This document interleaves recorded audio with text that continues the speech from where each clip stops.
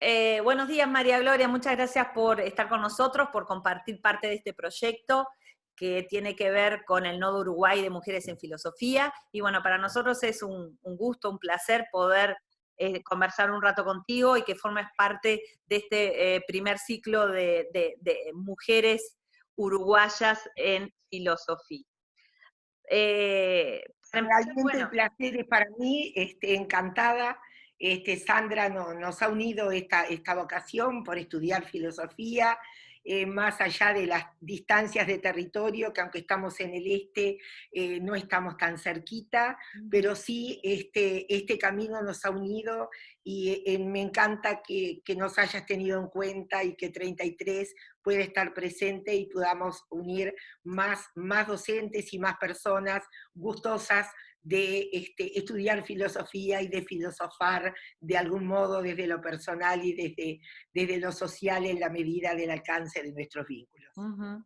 va a ser un punto de partida para que eso se pueda llegar a concretar y bueno, para empezar a generar lazos, nodos, redes, y poder empezar a difundir. Creo que ya es hora de empezar a hacer visible el trabajo de las mujeres en filosofía, fundamentalmente en el Uruguay, y esto forma parte de un proyecto en toda América Latina, que ya es su segundo año, con el apoyo de UNESCO, que estamos trabajando en relación a esto, con una idea de un grupo de mujeres latinoamericanas, con Susana Vidal a la cabeza, y bueno, a partir de ahí empezamos a generar y a gestar en el Uruguay un nodo. Así que bueno, muchas gracias, y la idea es conversar contigo sobre algunos aspectos que nos cuesten tu mirada con respecto a algunas cosas, como por ejemplo, ¿por qué la filosofía como carrera o como forma de vida? ¿Podrías un poco como contar tu historia de cómo y de por qué te interesó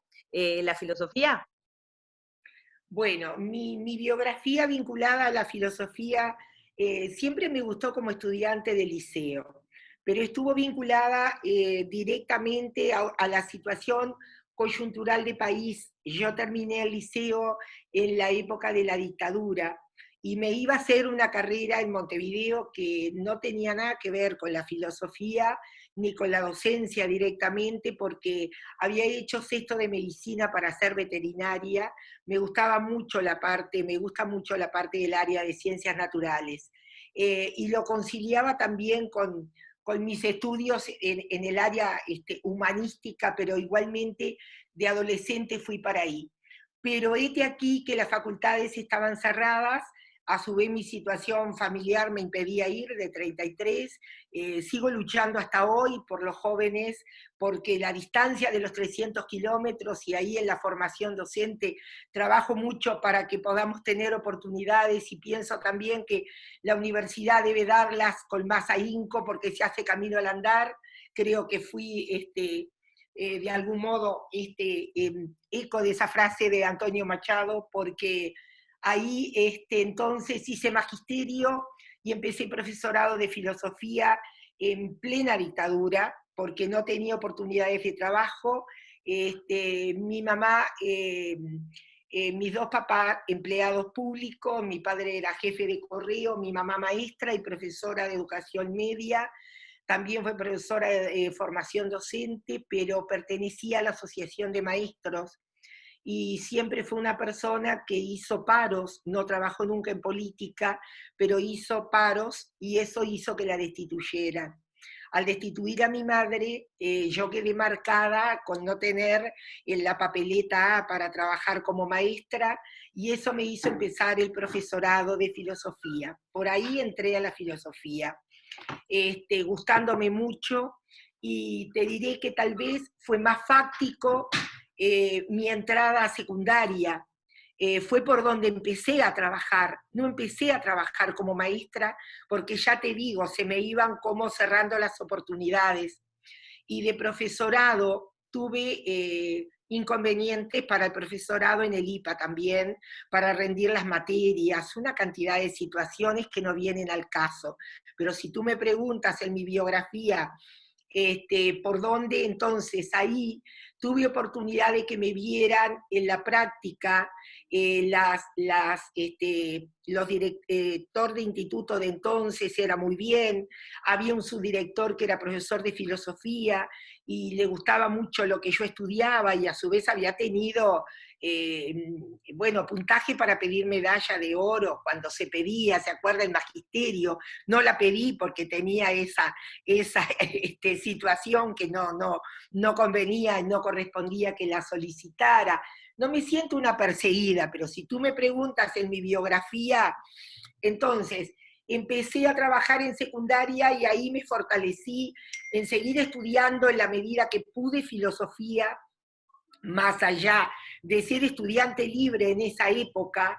Mis padres me facilitaron, fui 2 veranos enteros a la casa de Angelita Parodi de Fierro, que después fue directora de Dirección de Formación, cuando comenzó la democracia, estudié con ella mucho ética y metafísica, y iba también a la casa de Uruguay Rossani, pero fui años a estudiar epistemología y lógica, bueno, y ahí iba dando las asignaturas que podía, y ahí me fui forjando que en el liceo pude trabajar en filosofía, no tuve situaciones, escollos, y bueno, iba tomando horas estudiando y trabajando.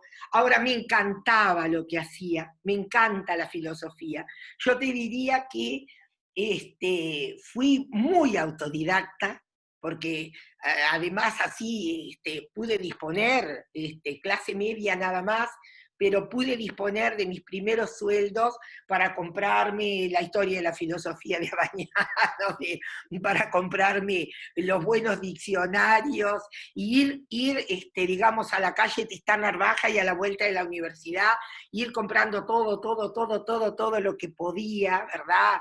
En ética, en estética, en todas las asignaturas de los periodos de la historia, y bueno, ir leyendo, ir trabajando, y ahí me fui formando, que después terminamos concursando, tuve la suerte de tener el primer lugar nacional en el concurso. Digo la suerte porque los concursos tienen una gran cuota de suerte, no creo que era la que supiera más de filosofía en ese concurso.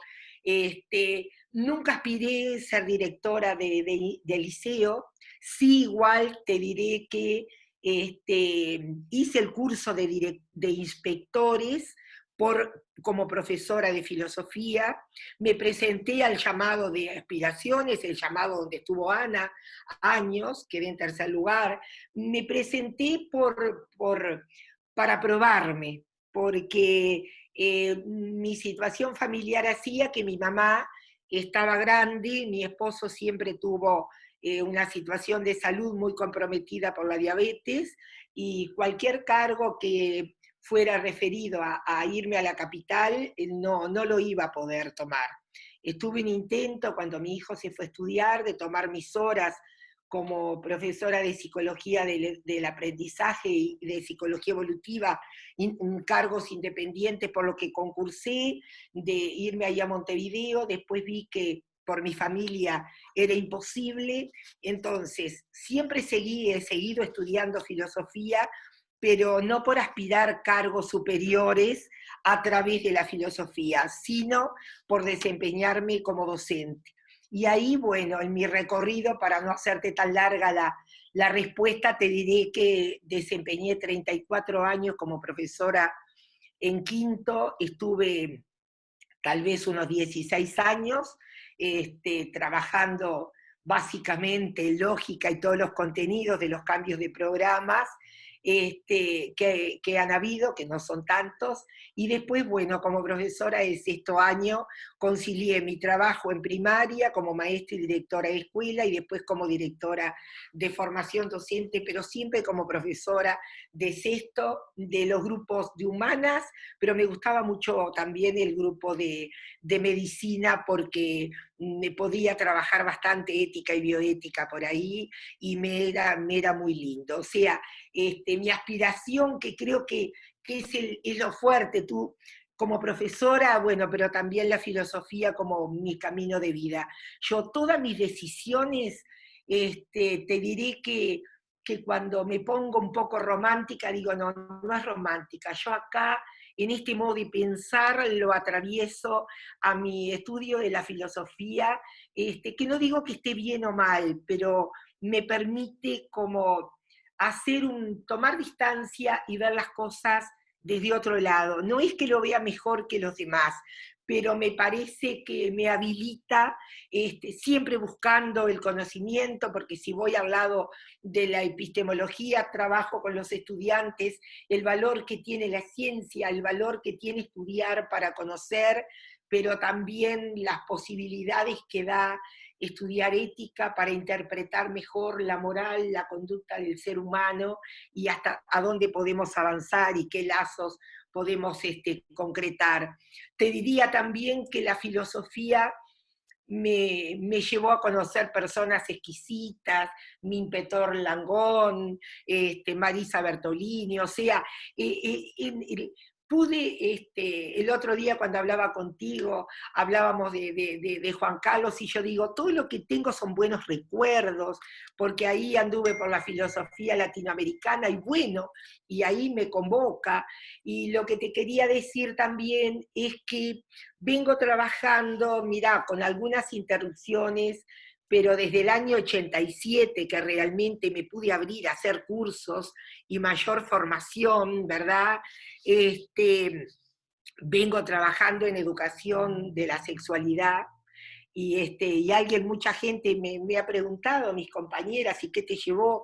Hoy trabajo en el Instituto de Formación en Servicio, te digo con interrupciones porque si bien estuve años fuera, digamos que tampoco te diré que solapadamente, pero de modo informal, así como nos estamos encontrando ahora, con una colega hemos trabajado en cursos de educación sexual, que entendemos que debe estar en el ámbito formal.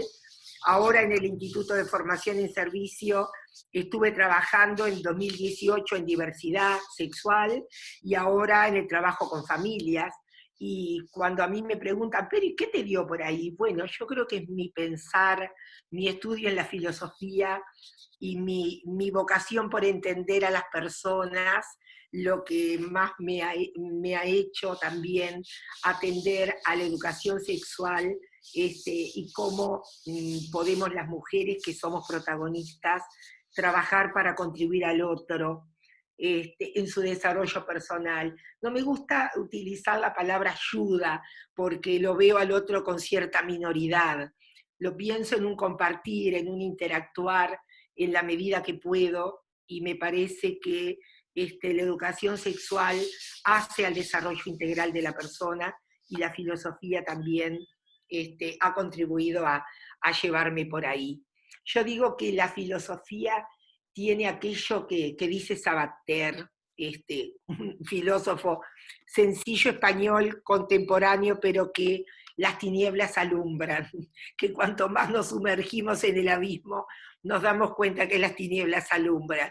Y yo creo que pasa por ahí, ¿verdad? Que cuando estamos, bueno, desde la racionalidad buscamos entender, pero que las emociones y los afectos nos hacen pensar y entrecruzar emoción y sentimiento, y bueno, y ahí nos fortalece la intersubjetividad y podemos ayudar, contribuir, no ayudar al otro y a nosotros mismos.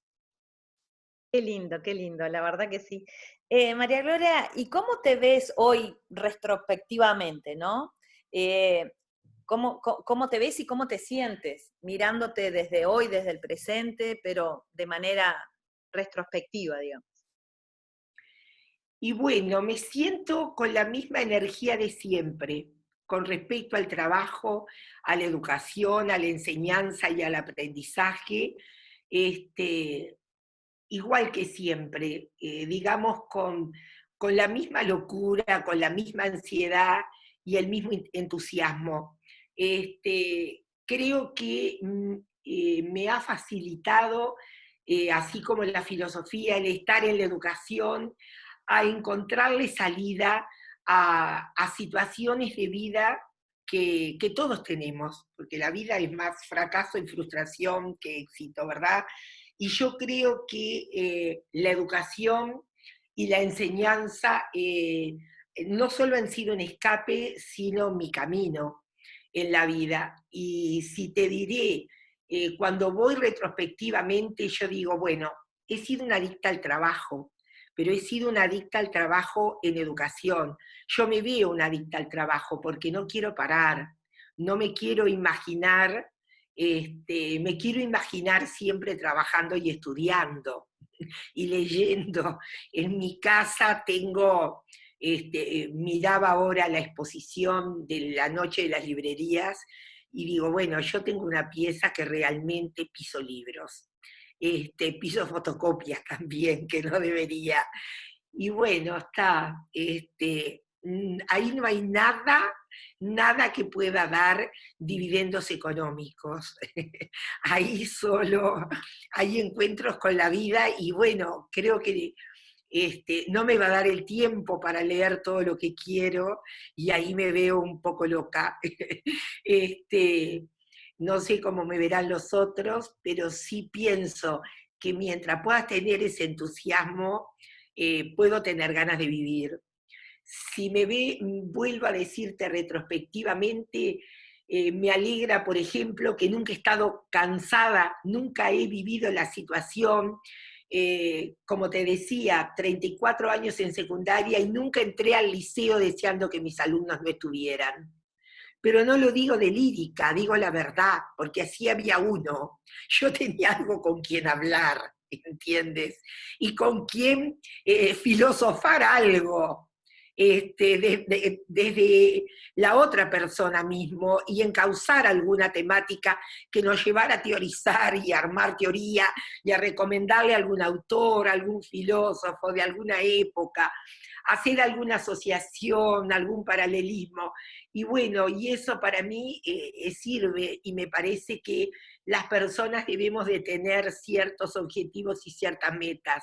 Y hoy me pasa lo mismo, sigo entrando a la clase, al aula. El otro día empecé un seminario y bueno, cuando quise ver, hacía 2 horas que estábamos en el seminario de historia de la formación docente y a mí me parecía que hacía muy poquito rato. Y eso lo veo muy valioso porque me parece que los docentes debemos de tener, tal vez no tan exagerada, pero debemos de tener la pasión por estar con el otro, por imaginarnos que enseñamos, aunque enseñemos poco, por entender la complejidad que el aprendizaje tiene.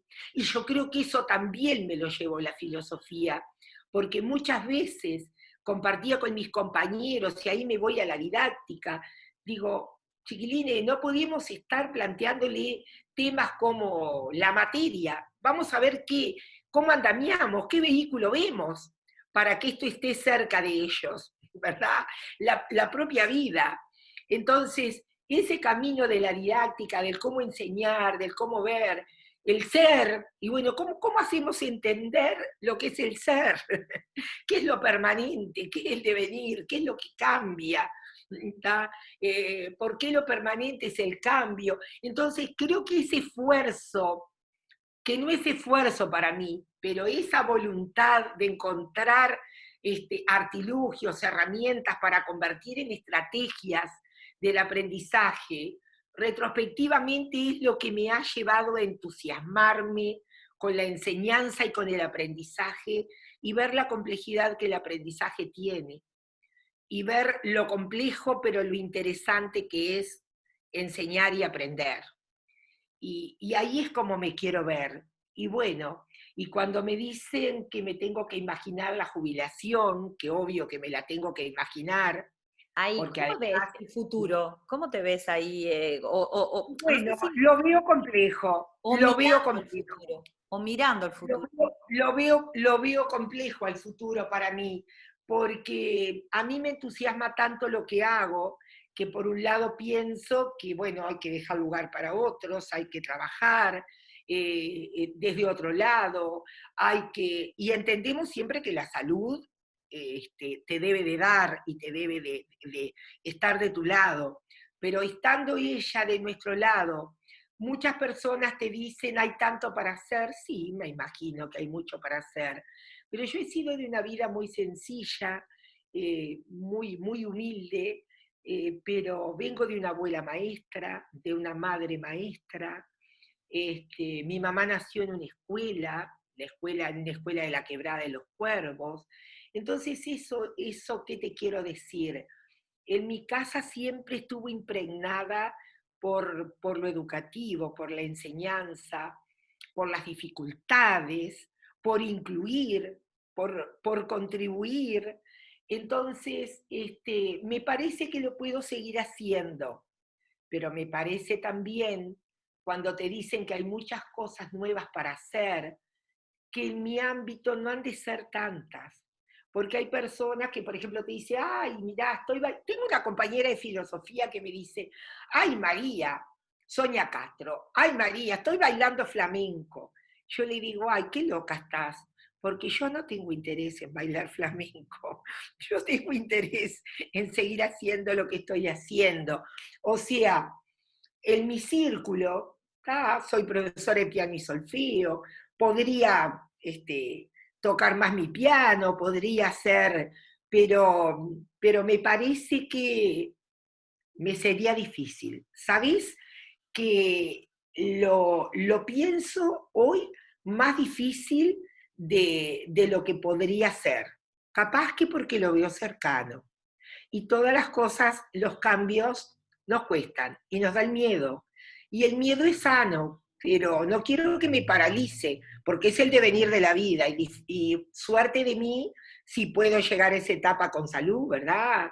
Es lo que todos aspiramos. Pero bueno, pienso que me ha de ser complejo. No sé, no sé. Voy a ver qué me depara. María Gloria, ¿cómo ves, cómo piensas la relación mujeres y filosofía? Y te agregaría algo más. ¿Cómo ves, aparte de esa relación mujeres y filosofía, cómo ves otra de la mirada que es mujeres con formación o en filosofía desde el interior? Porque no es la misma mirada y no es la misma relación. No lo sé, pero No, ¿cómo lo ves?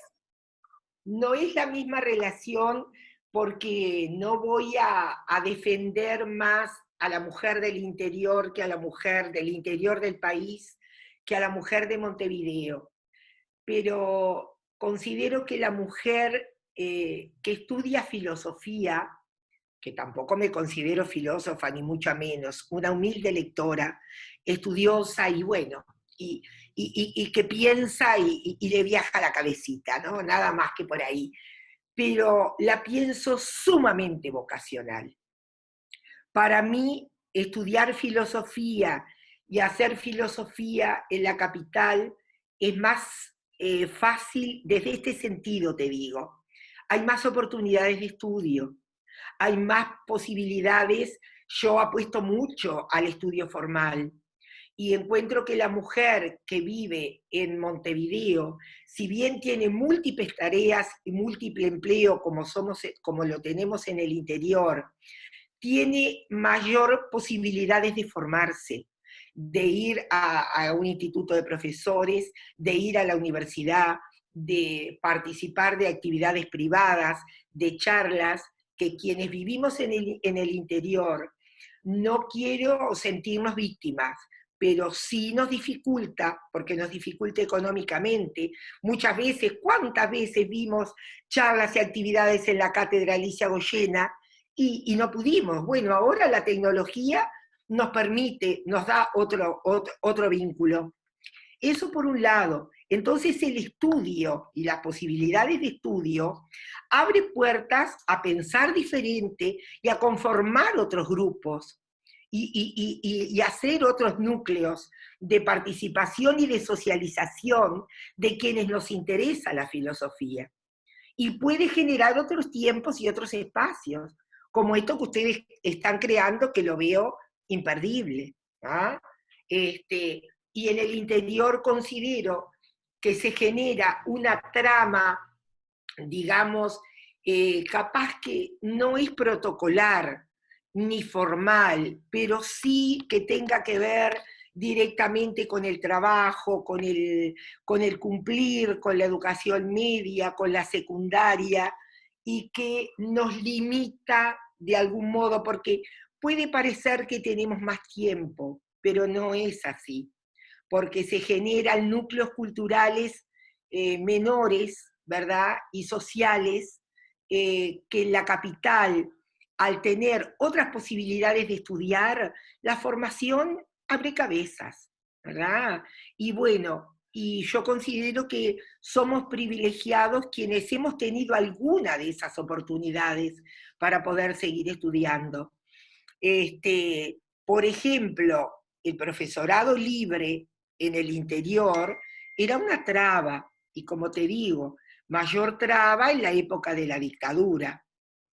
Ahora, la formación semilibre, por ejemplo, ha permitido que muchas más personas estén estudiando filosofía.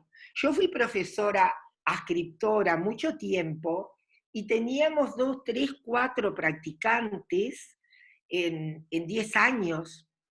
Ahora, este año había 5, el año pasado había 7, y yo creo que en el régimen semipresencial, el año que viene, tal vez tengamos entre el año el 21 y el 22, tal vez 8 egresados en profesorado de filosofía. Y considero que el estudiar y el formarse abre caminos para constituir esos nodos y esas redes y poder pensar de otro modo y ahí incluir en ese pensar filosóficamente diferente y mejor. Y considero que en la capital esos espacios ya pueden estar abiertos. A lo mejor estoy equivocada, pero si tú me dices la mujer del interior y la filosofía, pienso que hay mucha gente solitaria, capaz, independiente, individual, que está trabajando, que estudia, pero que no ha podido nuclearse. Y el formarse en filosofía va a contribuir a nuclearse más mujeres y a poder pensar y trabajar de otro modo y hacerse nuevos y mejores espacios. Sí, totalmente de acuerdo, totalmente de acuerdo. ¿Cómo ves esa relación entre mujer y filosofía a lo largo del tiempo, más allá de capital e interior, Lo concretamente? veo que hay más mujeres incluidas en la filosofía, que en esta sociedad machista que vivimos, y de la cual la historia occidental así lo pauta, los filósofos eran hombres. Y nuestros filósofos más antiguos, y qué no decir de la República de Platón, encantados de estudiarla, pero vemos el hombre era el filósofo, el pensador, y la mujer tenía otras tareas domésticas. Y bueno, haciendo un barrido, haciendo un barrido hasta la modernidad, Renacimiento, siglo XVII, siglo XVIII y la modernidad incipiente, vemos que siempre el hombre es el pensador, ¿no? Y es a partir del siglo XX, y que por nombrar a Simón de Beauvoir, mediados del siglo XX, y toda la movida francesa, donde vimos al lugar de la mujer desde otro lado, que siempre pensó, siempre ha sido una pensadora, pero su pensamiento pasó a convertirse en ideas. Y antes no tenía el valor de las ideas. Entonces yo creo que las mujeres y la filosofía han progresado mucho, que nos queda mucho camino por andar, que no es estar contra los hombres, para nada, ¿verdad? Porque como dice Arteta, ellos también tienen sus dificultades y no es generar vínculos de poder, ni donde unos puedan ser más poderosos que otros, sino donde podamos estudiar las debilidades de ambos, podamos compartir, podamos entender, podamos comprender lo que es el género, podamos entender que la identidad sexual está compuesta por el género, por las expresiones, por la orientación, por el sexo biológico, y que no siempre concilia lo biológico con esa identidad sexual, y ser más respetuosos, y que por ahí pasa también lo que te decía, no solo el pensar, sino el tener ideas, poder expresarlas, poder tener protagonismo. Y no es quitarle el protagonismo a los hombres, es entender de que somos diferentes, totalmente diferentes, pero que nos debemos de complementar. Y en esa complementariedad hay derechos a lograr y responsabilidades a compartir, y que debe ser grato interpretarlo. Y qué mejor que la filosofía para ayudarnos a pensar, ¿verdad? A tener otros afectos, otras emociones. Está muy de moda el término empatía, pero para mí es muy complejo ponerse en el lugar del otro. Y bueno, eso hay que trabajarlo todos los días y en todo momento. Y la filosofía, desde la construcción del sujeto moral como tal, ayuda mucho, porque ayuda a entender lo bueno, lo correcto, pero ayuda también a entender qué es lo que cada uno puede sacar de sí en esa singularidad, y que bueno, y que en esa diversidad está la verdadera complementariedad y el poder incluirnos y respetarnos como tales. El entender, a mí me gusta mucho la psicología social. Yo encuentro que aquello de Pichon Rivière, de que lo más heterogéneo hace la tarea más interesante y más importante, y hace a esa complementariedad y a esa homogeneidad en el proceso, es muy lindo, es muy lindo. Y entonces, bueno, a veces veo adecuado y propicio cosas que no tienen un producto inmediato, pero que para mí valen mucho. Y por ahí veo la mujer y la filosofía. Interesantísimo. María Gloria, muchas gracias por este ratito, gracias por tu mirada, es sumamente importante. Y bueno, Capaz que sumamente divagante, ¿verdad? Lo que te dije, a mí me parece también que la filosofía es fuente de saber, es fuente de curiosidad, es como dice Aristóteles en la metafísica, de admiración, pero también cuando tú me decís la mujer y la filosofía y la mirada retrospectiva, yo creo que la filosofía es lo que nos da ese dinamismo. La filosofía es lo que nos permite y nos da la esperanza, porque cuando hablábamos al inicio, bueno, en los acontecimientos de nuestra vida, para seguir adelante, para seguir con ganas de trabajar, de estar, para pensar que podemos aportarle algo al otro, hay que tener esperanza. Y para mí la filosofía es fuente de esperanza. sí, tal cual. Sí, eso de invitarnos a pensar desde otro lugar es fascinante, ¿no? Tratar de entender al otro como otro, ¿no? Y Desde, capaz de darnos esa paz, en ese dinamismo, en esa transformación y en esa esperanza y expectativa de que la filosofía nos ayuda a ser humildes, en que sabemos bien que no lo vamos a saber todo de nada, lo que podemos hacer es estar en camino, y que eso al final es una actitud de vida frente a todo, y que a si la vida bien misma. nos genera ciertas ansiedades, nos da otra paz, nos da Exacto, otra paz, tal cual, ¿verdad?